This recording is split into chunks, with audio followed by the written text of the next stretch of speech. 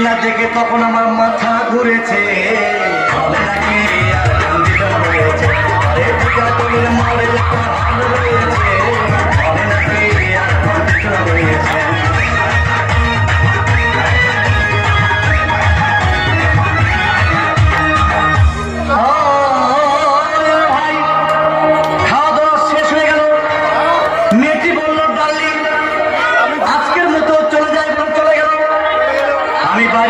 রিক্সা থেকে নেমে রিক্সা ভাড়া দিতে গিয়ে দেখি মেয়েটি আমার পকেট মেরে চলে গিয়েছে।